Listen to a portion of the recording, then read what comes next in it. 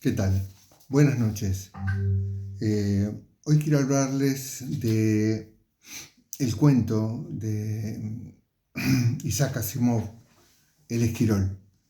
Un cuento que fue escrito en 1963, originalmente publicado en la revista If, y posteriormente formar parte de la colección de cuentos completos de este autor. Vamos a tratar de hacer las cosas, lo más ordenada posible. Vamos a hacer un análisis del cuento y posteriormente vamos a hacer un análisis, pero literario, de ese cuento.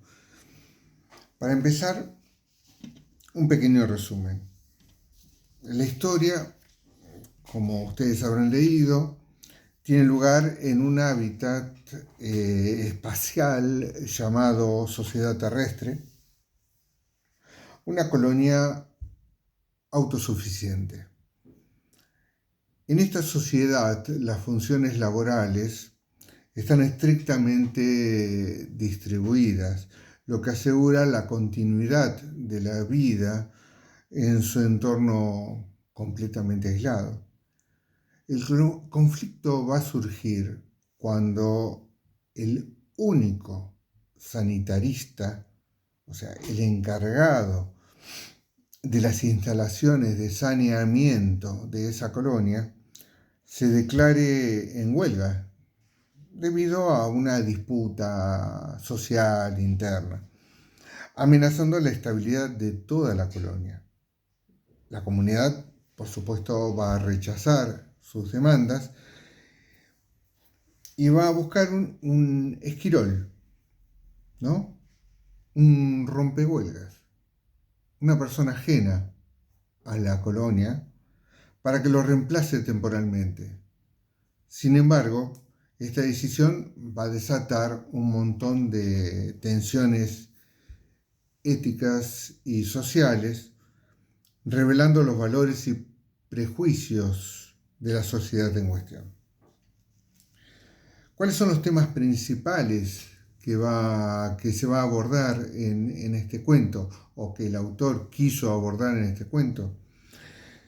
Por un lado, la especialización laboral y la dependencia social. ¿Qué quiero decir con esto?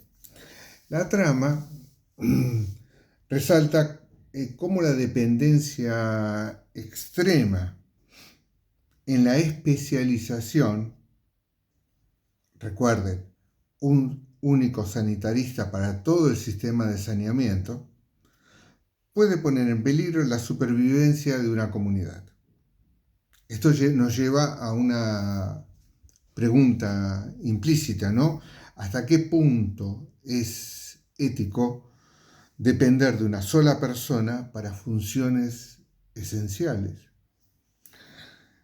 También se tocará el tema de los dilemas éticos del trabajo y la huelga.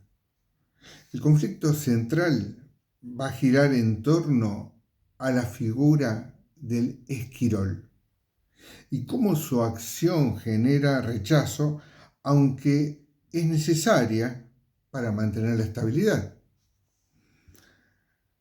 ¿Cuál es la estructura social? O voy a tratar de hablar cómo es la estructura social en sistemas cerrados como el de esta colonia. El autor va a examinar cómo una sociedad aislada puede desarrollar normas rígidas y exclusiones basadas en el rol laboral. Por otro lado, ¿hay un precio? Se preguntará el autor. ¿Hay un precio del conformismo?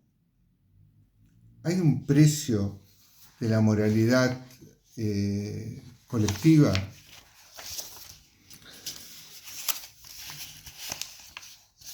Va a tratar de explorar la tensión entre el bien común y los derechos individuales, cuestionando si las decisiones colectivas son siempre justas. Ustedes tendrán su opinión. Vamos a tener tres personajes claves en el cuento. El sanitarista, que es el que provoca la huelga, los líderes de la justicia, los líderes de la colonia, que van a reflejar una mentalidad pragmática, tratando de priorizar la supervivencia de la comunidad por encima del reclamo justo. Y por último, el esquirol, que va a cumplir la función de catalizador de todo el dilema ético. La acción pragmática va a resolver el problema inmediato, pero va a profundizar el rechazo social hacia el esquirol.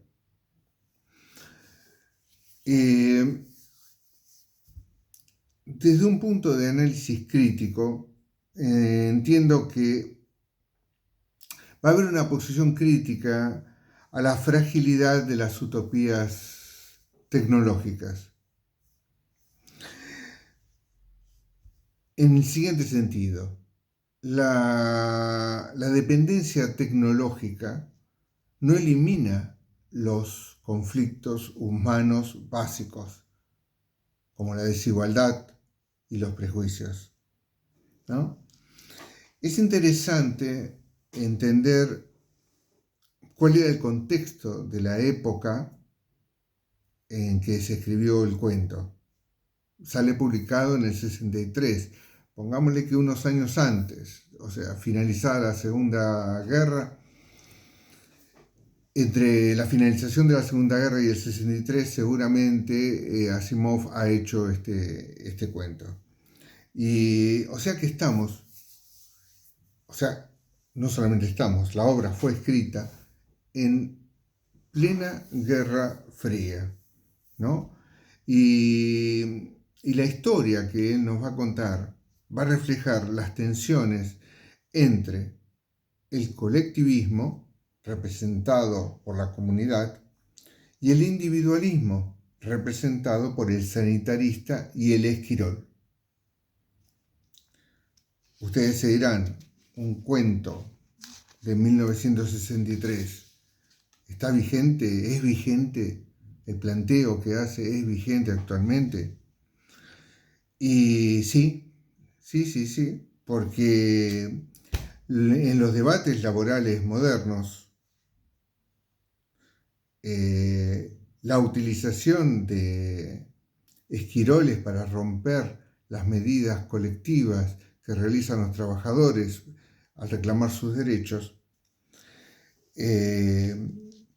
no solamente siguen vigentes, sino que está vigente desde el punto de vista de la lucha que en este momento hay en el mercado entre la automatización completa y el costo social que produce, que es el reemplazo de los trabajadores por máquinas. Como primera conclusión, podemos decir entonces que El Esquirol es una obra que utiliza un escenario futurista, pero para reflexionar sobre dilemas éticos atemporales. Asimov plantea preguntas incómodas sobre la convivencia social, sobre el valor del trabajo, sobre los límites de la moralidad, dejándole a ustedes, los lectores, con más preguntas que respuestas. Ahora, desde el punto de vista exclusivamente literario, podemos decir que el estilo es directo. Y es más, es un estilo directo y analítico, que es algo propio de Asimov, quien va a combinar elementos científicos con reflexiones filosóficas, ¿no? El conflicto que va a contar se va a desarrollar en forma pausada. En ese sentido, se va a centrar más en el debate ético que en la acción. Y el desenlace va a ser ambivalente. Al lector lo va a dejar reflexionando sobre la naturaleza humana y las implicaciones de sus elecciones. Para los personajes de la comunidad ficticia del cuento, el problema se va a solucionar. Por otro lado, es interesante ver cómo escribe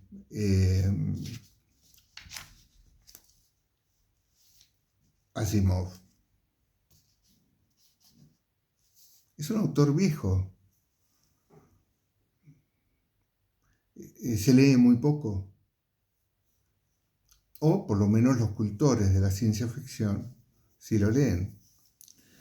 Él utilizaba oraciones claras y directas.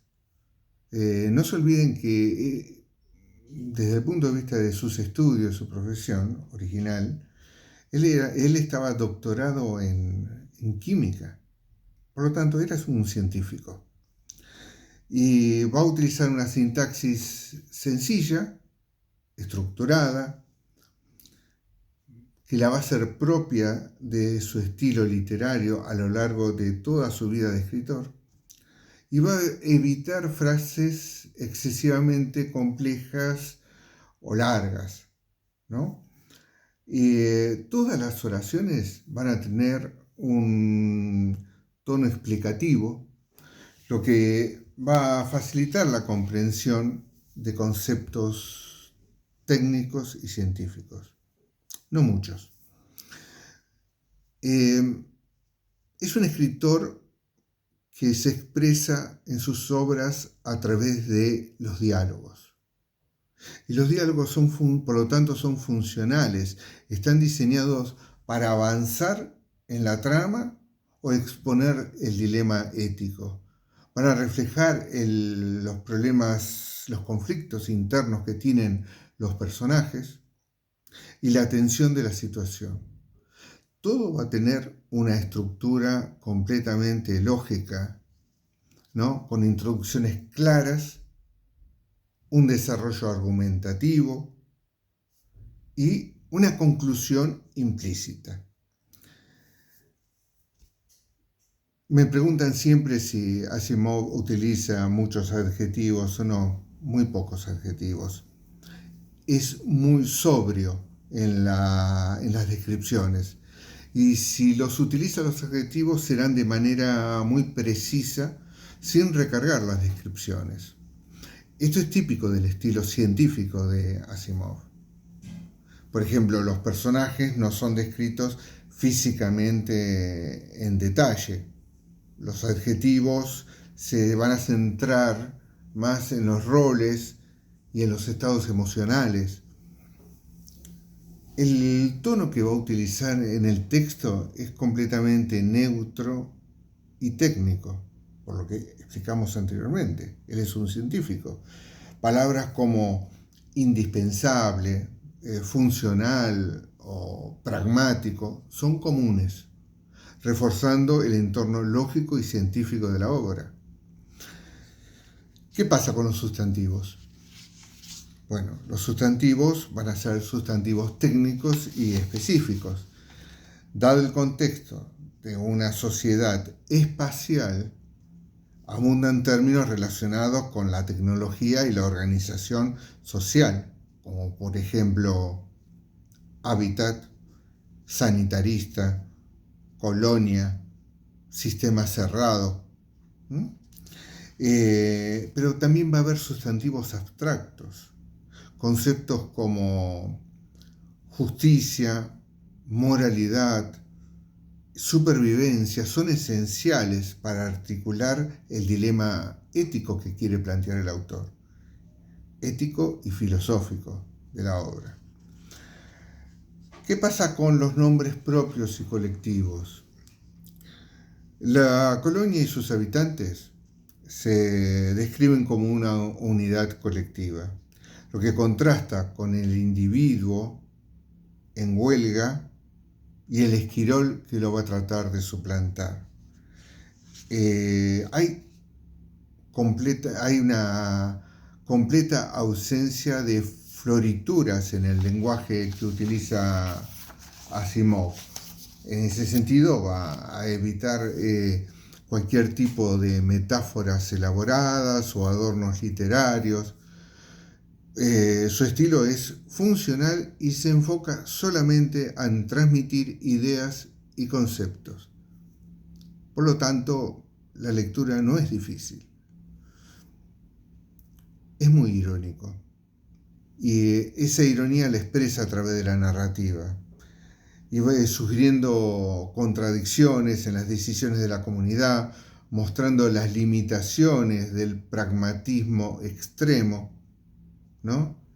Y va a utilizar el contraste entre lo colectivo y el individuo para resaltar el dilema ético central.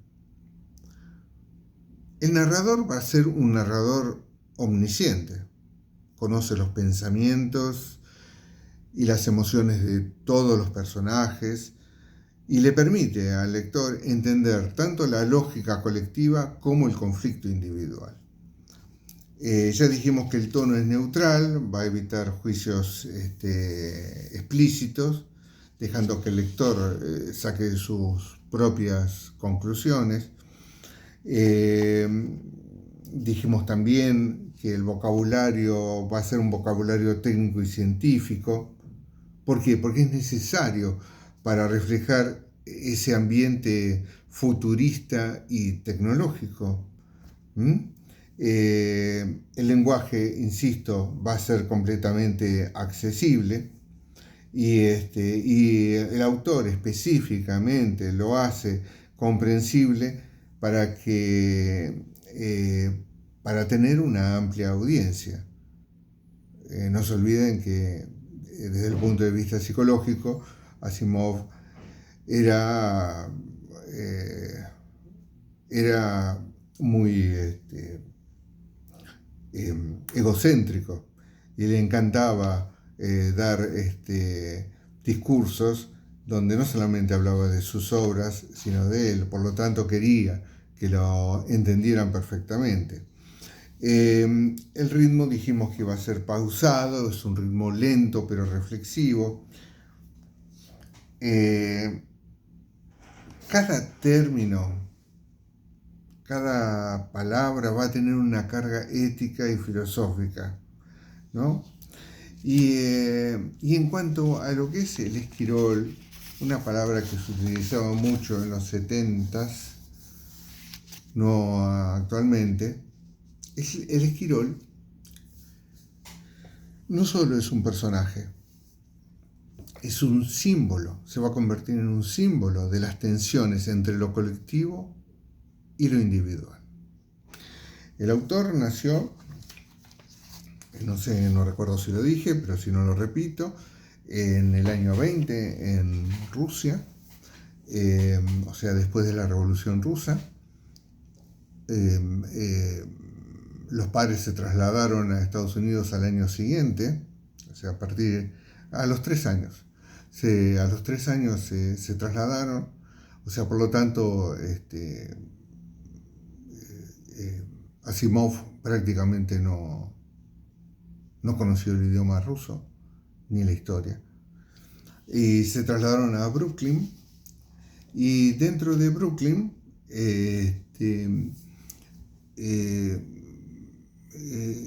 nunca sufrieron problemas económicos, pero vivían con lo esencial.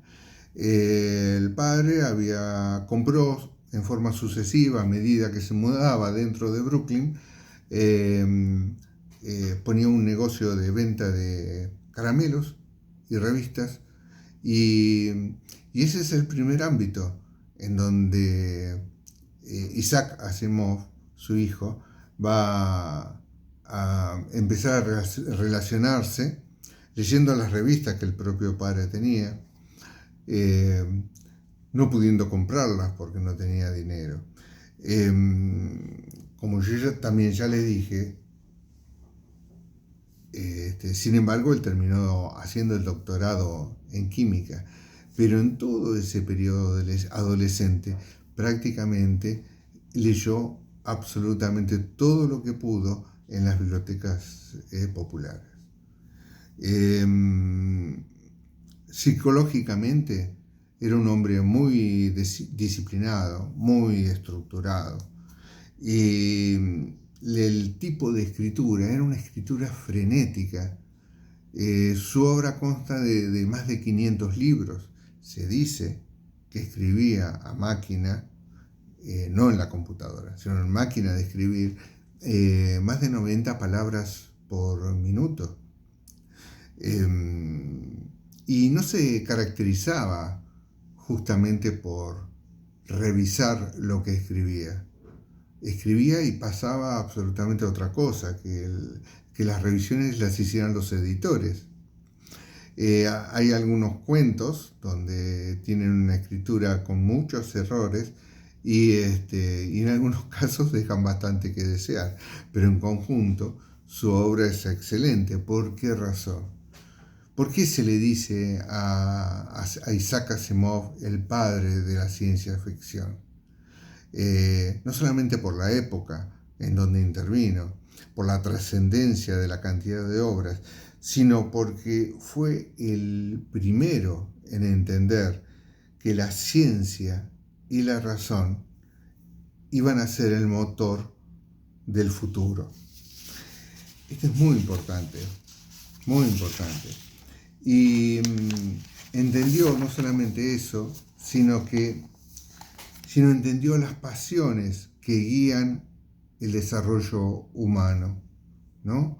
Descubrió las tensiones, conocimiento versus poder, riesgo versus oportunidades, autonomía versus interdependencia, el potencial transformador que tiene la tecnología, ¿no? Entonces, él lo que se planteaba era lo siguiente, que en un futuro determinado, no había nada, absolutamente nada, no existe nada que predetermine el futuro, que todo va a depender de nuestras propias decisiones. Su defensa de la ciencia fue total, ¿no? Consideraba la ciencia como la fuente del conocimiento y consideraba a la ciencia ficción como las consecuencias de ese conocimiento. Entenderlo de esta forma le permitió descubrir que hay una gran diferencia entre la promesa de la ciencia y el peligro de la utilización de la ciencia. Espero que este cuento les guste, espero que esta explicación les haya servido y nos vemos la próxima. Gracias.